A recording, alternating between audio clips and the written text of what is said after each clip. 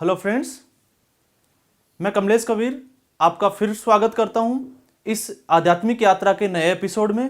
आज हम बात करेंगे मेडिटेशन कैसे करें, क्योंकि लोगों की अगर हम प्रॉब्लम्स की बात करें तो आज के अगर मानसिक जो तनाव वाला जो युग है, लगातार जो लोग हैं वो इसी समस्या से परेशान है कि हमें जो है वो मानसिक शांति नहीं मिल पाती। और उस शांति का हल ढूंढने के लिए वो बहुत अच्छे इंस्टीट्यूशंस ज्वाइन करते हैं, अच्छे लेक्चर्स सुनते हैं, मोटिवेशनल स्पीच भी सुनते हैं और साथ में वो मेडिटेशन करने का प्रयास भी करते हैं। कुछ लोगों की प्रॉब्लम्स ये आती है कि वो मेडिटेशन करना तो चाहते हैं, लेकिन मेडिटेशन कैसे करें ये उनके लिए एक बहुत बड़ा सवाल बन जाता है। तो यहाँ पे दो चीज़ें बन जाती है कि हम मेडिटेशन कैसे करें, और कुछ लोगों के साथ ये भी होता है कि जब वो मेडिटेशन करने बैठते हैं तो उनका मेडिटेशन जो है वो 2-4 दिन के लिए चलता है, उसके बाद में वो मेडिटेशन के लिए बैठ ही नहीं पाते हैं। तो आज का हमारा जो टॉपिक है वो बेसिकली इसी के ऊपर बेस्ड है कि हम मेडिटेशन करें कैसे। और मेडिटेशन के लिए, क्योंकि लोगों की धारणा ये भी रहती है कि मेडिटेशन जो है वो बहुत ही जटिल प्रक्रिया है, लेकिन यहाँ पे अगर तो हम बात करें कि मेडिटेशन को हम सरल और सीधे तरीके से हम कैसे कर सकते हैं, यहाँ पे हम इसको समझ सकते हैं। तो यहाँ पे मेडिटेशन करने के दो अपने तरीके होते हैं। एक तरीका, अगर तो हम महर्षि पतंजलि जिन्होंने इसको योग विद्या का पूरा जो है वो वर्णन किया, उन्होंने पूरी बुक्स लिखी, तो उनके जो अष्टांग मार्ग है, एक तो हम उसको अपना के उसको फॉलो करके फिर मेडिटेशन करें। दूसरा जो है, अगर हम उसमें पूरा फॉलो नहीं कर पा रहे तो अभी प्रेजेंट टाइम में हम उससे बच के या उसमें से कुछ सीधे तरीके निकाल के हम कैसे मेडिटेशन कर सकते हैं, आज हम इसी टॉपिक के ऊपर बात करने वाले हैं। तो सबसे पहले हम बात करते हैं अष्टांग की। तो महर्षि पतंजलि के अष्टांग मार्ग को अगर हम देखते हैं तो वहां अष्टांग का मतलब हो गए उनके 8 जो पर्टिकुलर जो टॉपिक है कि उनके साथ हम मेडिटेशन कैसे कर सकते हैं। तो पहले जो 3 टॉपिक है उन्होंने दिए हैं वो है हमारे स्थूल शरीर के, क्योंकि मेडिटेशन जो है वो 3 तरीके से अलग अलग तरीके से काम करेगा। पहला जो है आपका स्थूल शरीर, दूसरा है आपका मन वाला पार्ट, और थर्ड जो है वो है आत्मा। तो योग, या जिसको हम कहते हैं कि समाधि या ध्यान, तो ध्यान का मतलब ये होता है कि हम जो है वो हमारी एनर्जी को स्टोर कैसे करें, उसको बचाएं कैसे, और साथ में जो है वो हमारी जो सारी जो एनर्जी का जो सोर्स है या एनर्जी जो है उसको एक फोकस पॉइंट के ऊपर ले जाके हम उसको स्थिर कर दें।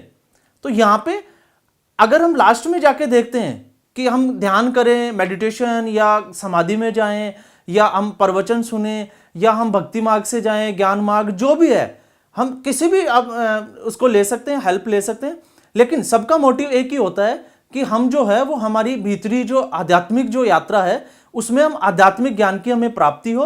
और आध्यात्मिक ज्ञान की जब हम बात करते हैं तो उसका स्रोत होता है कि हम अपनी आत्मा की पहचान करें, या हम ये पता करें कि हम है कौन।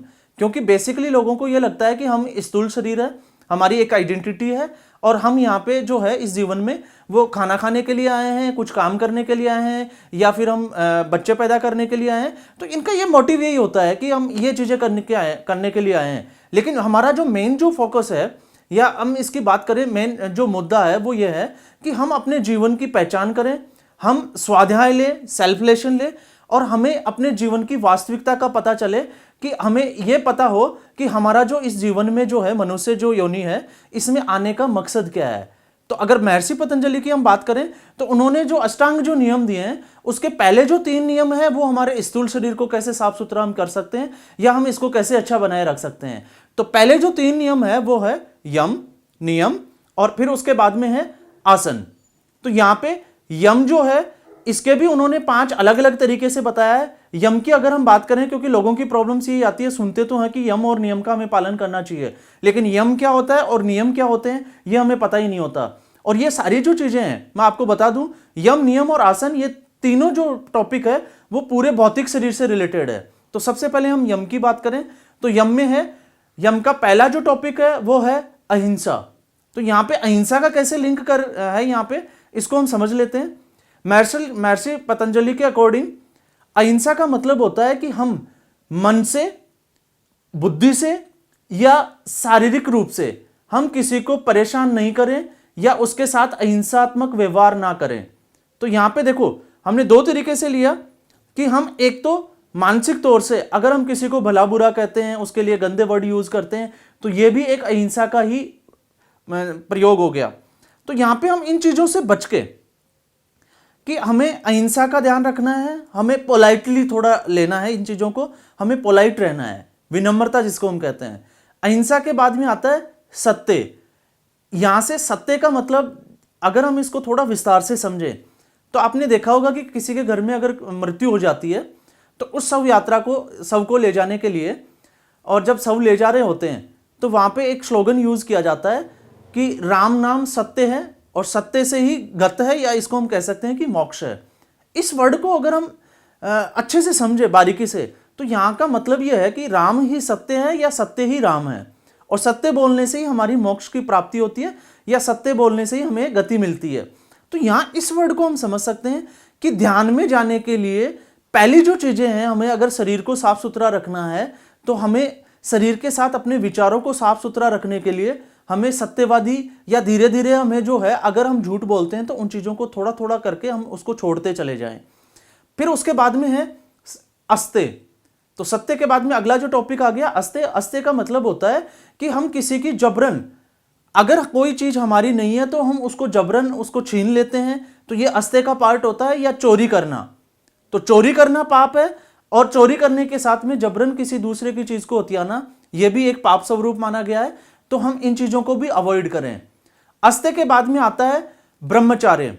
तो यहां पे ब्रह्मचार्य का मतलब हो गया, देखो लोगों को अगर ब्रह्मचार्य वर्ड सुनने को मिलता है, या जैसे ही वो इस वर्ड को सुनते हैं तो उनके दिमाग में आता है कि ब्रह्मचार्य का मतलब होता है आजीवन शादी नहीं करना या बच्चे पैदा नहीं करना। लेकिन ब्रह्मचार्य का यहाँ पे महर्षि पतंजलि के अकॉर्डिंग अगर हम देखते हैं तो उनकी बुक्स में ये लिखा हुआ है कि ब्रह्मचार्य जो है वो जरूरी नहीं है कि हम शादी करें या बच्चे पैदा करें। ब्रह्मचार्य का मतलब होती है हमारी जो शरीर की जो भोग इंद्रियां हैं या जो इंद्रियां हैं उनको हम कैसे संयमित करें, उनको कैसे कंट्रोल करें। अब इंद्रियों में हो सकता है जैसे आंखों से गलत देखना, तो हम गलत चीजों को देखना बंद करें, अवॉइड करें। कानों से गलत सुनना, इसके अलावा हम ले सकते हैं जैसे जीभ, तो हम स्वादेंद्रिया को अपनी कंट्रोल करें, जनन ग्रंथियों को अपने कंट्रोल करें। तो ये सारी चीजें इसमें इंक्लूड हो जाती है। तो ये एक पार्ट बन जाता है कि हम इनको थोड़ा संयमित रखें, इन पे कंट्रोल करना स्टार्ट करें। और उसके बाद में आता है परिग्रह। तो यहां पे ये सारी चीजें, परिग्रह का मतलब अगर हम समझे तो परिग्रह का मतलब होता है आवश्यकता से अधिक का संचय ना करें, उसको इकट्ठा ना करें। क्योंकि जैसे हम किसी भी चीज की बात करें, अगर हमें जितनी जरूरत है अगर उससे ज्यादा हमारे पास है तो उसको हम डिस्ट्रीब्यूट करना सीखें। तो यहां पे यम में ये 5 चीजें इन्होंने महर्षि पतंजलि ने ली। उसके बाद में आता है नियम। तो नियम को भी हम एक बार समझ लेते हैं। नियम का मतलब होता है सोच। सोच का मतलब जैसे हम शरीर को साफ सुथरा रखते हैं वैसे शरीर के साथ हम विचारों को भी साफ सुथरा रखें। फिर उसके बाद में आता है तप। तप का मतलब होता है किसी भी काम को लेके या किसी भी चीज को लेके डेडिकेशन दिखाना। तो ये तपस्या का एक पार्ट हो गया। अगर हमें किसी काम को करना है तो जब तक वो काम हो नहीं जाए तब तक उस पर डटे रहना या उसको छोड़ना नहीं, ये एक तप का पार्ट हो गया। तो सोच के बाद में आ गया तप। तो ठीक ऐसे ही महर्षि पतंजलि के अकॉर्डिंग हम देखते हैं तो इसमें जैसे ही हम आगे बढ़ते हैं उसके बाद में आता है संतोष। तो यहां पे सोच, तप, संतोष। संतोष का मतलब होता है कि अगर हम गीता के अकॉर्डिंग देखें, श्री कृष्ण के गीता में एक वक्तव्य आता है कि हमें कर्म और फल, तो कर्म करते रहना है, फल की हमें इच्छा नहीं करनी। और फल की अगर हम बात करें तो जो हमें मिलता है उसमें हमें संतोष दिखाना चाहिए। तो ये हमारा जो है वो संतोष का पार्ट हो जाता है। अब हम बात करते हैं स्वाध्याय की। स्वाध्याय का मतलब सेल्फलेशन, कि जब भी हम फ्री हों, हमें पूरे दिन में जैसे ही हमें समय मिले कि हम लगता है कि अभी हम फ्री बैठे हैं, तो हम आंख बंद करके शांति से एक जगह बैठें और एक जगह बैठने के बाद में हम सेल्फलेशन ले, आत्मचिंतन करें कि आज मैंने क्या अच्छा किया और क्या जो है वो आज मेरे से गलत हो गया, या जो मुझे करना चाहिए था वो मैंने किया या नहीं किया, या जो मैंने किया वो करना चाहिए था या नहीं करना चाहिए था। ये स्वाध्याय का पार्ट हो गया। और स्वाध्याय के बाद में होता है प्राणिध्यान। तो ये ईश्वर जो प्राणिध्यान जो होता है, इसका मतलब ये होता है कि हम जो है हमारी सारी चीजें, चाहे वो फिजिकली हो चाहे मेंटली हो, चाहे हमने उसको संचय किया हो, तो वो सारी चीजें जो हैं हम ईश्वर को समर्पित करके रखें। हमारा जो भाव है वो ये होना चाहिए कि हमने जो भी चीजें इकट्ठी की है, या जो हमारा शरीर है, जो हमारा मन है, जो हमारी आत्मा है, वो जो है वो सारी ईश्वर को समर्पित है। तो इस भाव के साथ में हम जब ध्यान करने बैठते हैं तो चीजें और आसान हो जाती है। तो यहां पे अभी तक हमने समझा यम और नियम। फिर उसके बाद में आता है आसन। तो आसन का महत्व क्यों है?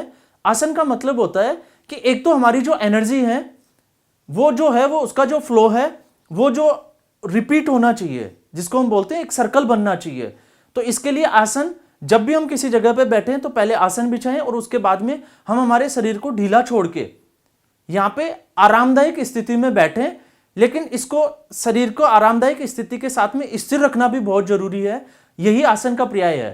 तो आसन अभी हमने समझा, यम, नियम और आसन। आसन के साथ में हमने, जैसे पिछले एपिसोड में कुंडलिनी जब जागृत वाली जब बात चली थी, तो उस टॉपिक में हमने समझा था कि हमारी जो एनर्जी है वो वेस्टेज कैसे होती है।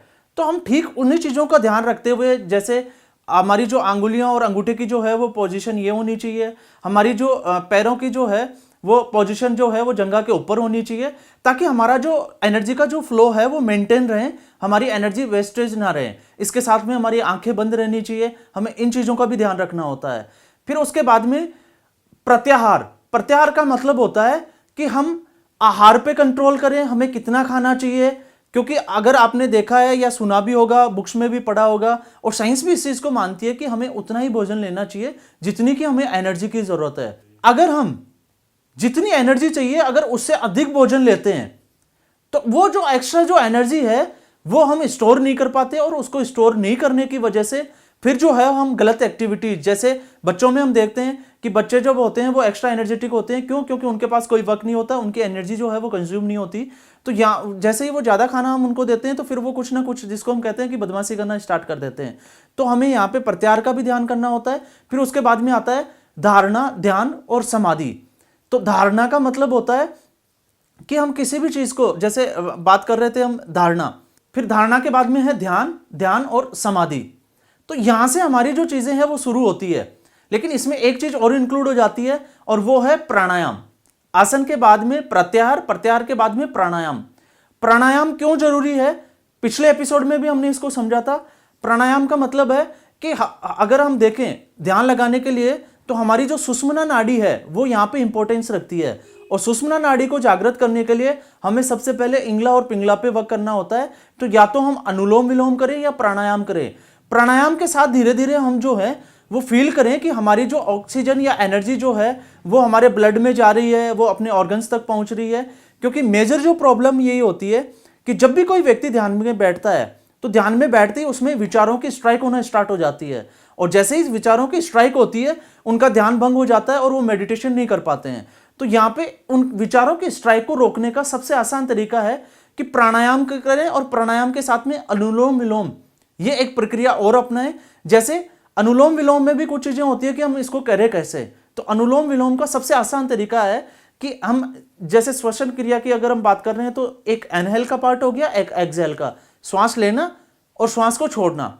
तो अनुलोम विलोम या प्राणायाम में हम इसको ऐसे कर सकते हैं कि हम जैसे 20 सेकेंड्स के लिए धीरे से हम जो है वो श्वास को अंदर लें, और फिर उसके बाद में हम जितने समय के लिए हम उसको श्वास को अंदर खींचते हैं उतने समय के लिए श्वास को हम एक बार के लिए रोक लें। तो पहला पार्ट हो गया इनहेल, इनहेल के साथ में उसको रोकना। फिर उसके बाद में होता है श्वास वापस छोड़ना। तो श्वास छोड़ने के लिए भी हम उतना ही टाइम ले जितना टाइम हमने उसको लेने में लिया या रोकने में किया, और फिर जैसे ही हम श्वास छोड़ देते हैं उसके बाद में उतना ही टाइम जो है हम इसको वापस से रोक लें। तो ये प्राणायाम का सबसे अच्छा और आसान तरीका हो गया। और साथ में हम फील करें कि जैसे हमने ऑक्सीजन ली तो ये ऑक्सीजन जो है वो हमारे ब्लड में मिल रही है, ब्लड के बाद में वो ऑर्गन्स तक जा रही है, और वहाँ पे क्या मूवमेंट चल रहा है। तो इससे सबसे अच्छी चीज ये होती है कि हमारा जो ध्यान है वो विचारों से हटके एक बार के लिए हमारे इंटरनल बॉडी के पार्ट पे चला जाता है। तो यहां से हम प्राणायाम कर सकते हैं। प्राणायाम के बाद में धारणा, ध्यान और समाधि, ये तीनों जो टॉपिक है वो आपस में मिलते जुलते ही हैं, इसलिए हम किसी भी एक बिंदु पे फोकस कर सकते हैं। तो यहां पे ये है महर्षि पतंजलि के अष्टांग नियम। लेकिन अगर हम इसको आसान करें और आपको लगता है कि नहीं अष्टांग जो नियम है ये सुनने में, पढ़ने में, देखने में या मेडिटेशन करने में थोड़ा मुश्किल है, तो सबसे अच्छा तरीका है कि हम शेड्यूल बनाएं। शेड्यूल बना के, जैसे अगर तो हम ज्यादा लंबा शेड्यूल नहीं बना पाते तो पहले हम 15 दिन के लिए एक शेड्यूल बनाएं। मॉर्निंग में थोड़ा जल्दी उठने की कोशिश करें, ब्रह्म मुहूर्त या जिसको हम कहते हैं कि सूर्योदय के समय, क्योंकि उस वक्त जो है हमारा शरीर जो है वो रिलैक्स रहता है, क्योंकि हमने हमारी नींद पूरी कर ली होती है, और नींद पूरी होने की वजह से ऑक्सीजन का लेवल भी हमारा अच्छा बढ़ जाता है बॉडी में और मस्तिष्क दोनों में। साथ में सूर्योदय की पहली किरण के साथ में जो है वो फोटोसिंथेसिस जो प्रक्रिया है पेड़ पौधों में वो भी ज़्यादा होती है, इसलिए ऑक्सीजन की मात्रा जो है वो बढ़ जाती है, तो इसलिए हमें थोड़ा रिलैक्स भी जल्दी मिलता है।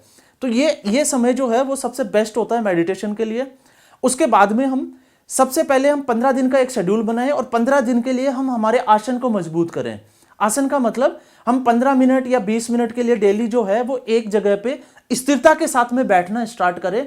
अगर यहाँ पे विचार आते हैं तो विचारों को आने दें, उन विचारों के बारे में आप सोच विचार कर लें, कोई प्रॉब्लम नहीं है।